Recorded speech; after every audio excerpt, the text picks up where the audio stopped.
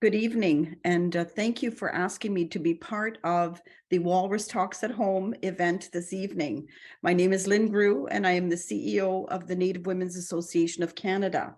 And I'm always eager to discuss income inequality. I'm very passionate about it. It's important that we talk about the gaps that exist in our country. It's an issue of injustice. It's a human rights issue.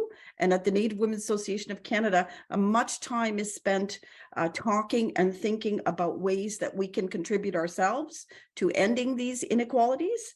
And it's something that we are doing our best to tackle ourselves. But what does the gap look like? What do the inequalities look like? I would just like to quote the 2021 UN Human Development Index measures that have placed Canada in 15th place in the world. But we know that Indigenous people are between 63 and 78 in the world in terms of longevity of life, education, and standards of living. So that is a very important and serious gap that exists between within Canada. Shrinking that expanding gap between the incomes of the very rich and very poor, or even just halting the spread of it, is critical to improving the rights of Indigenous women and girls and gender diverse people in Canada. There's a lot of talk today about reconciliation and even economic reconciliation and what is needed to restore or end this inequality that has been for Indigenous people since time of colonization.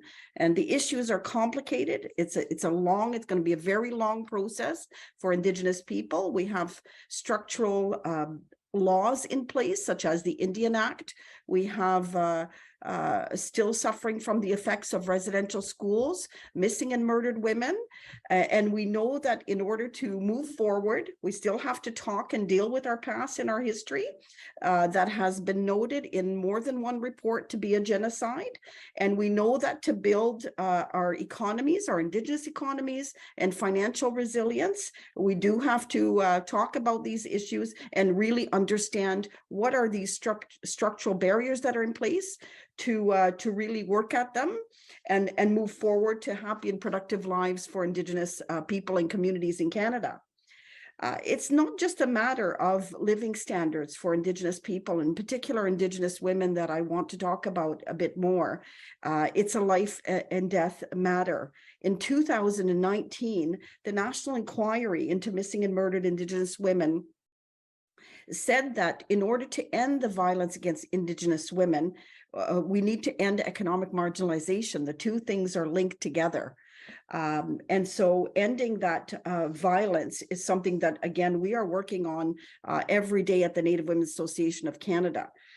We also believe that economic reconciliation and social innovation are counters to that violence, and they're keys to ending what the National Inquiry did describe as a genocide.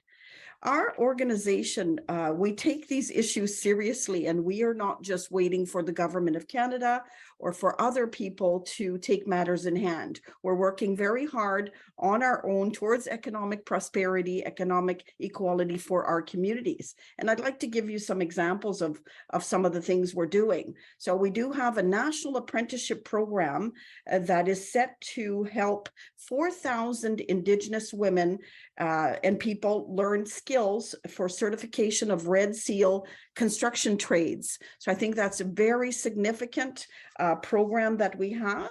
We're also working on another program for employment and for education. We have a mentorship program called Be the Drum for Indigenous women who are starting their own businesses. And we have our own Social and Cultural Innovation Center, where we are piloting a number of initiatives that will help Indigenous women and Indigenous artists start their own businesses and participate, be full and equal participants in the Canadian economy. So we're working hard on training our communities and working hard to get them into good employment in areas of construction, in areas of with computers and these kinds of skills.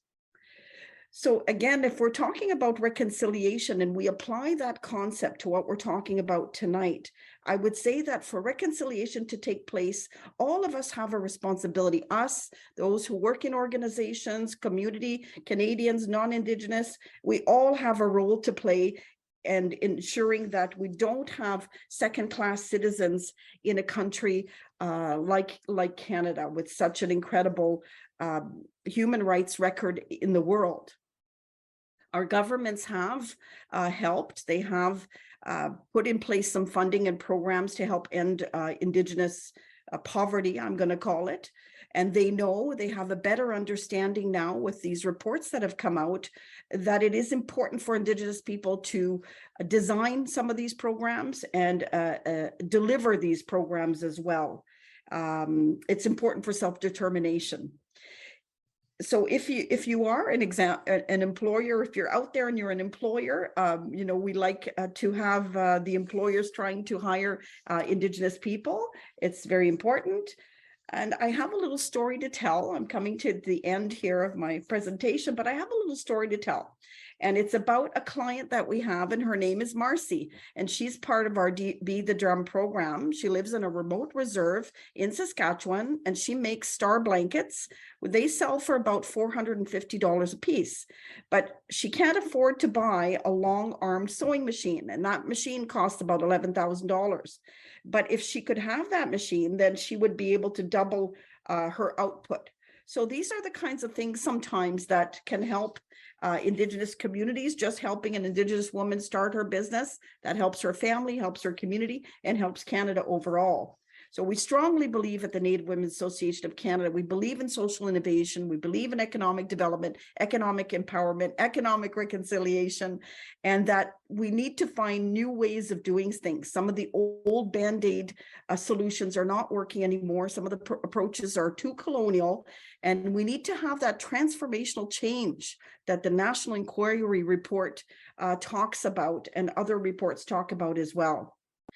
And I'd like to end with a little quote from Mary Simon, who said in her installation speech, and she's our Governor General for those of you who are in other countries, reconciliation is a way of life and requires work every day. Reconciliation is getting to know one another. So today we're getting to know one another a little more, and I hope that we can move forward on economic reconciliation in Canada.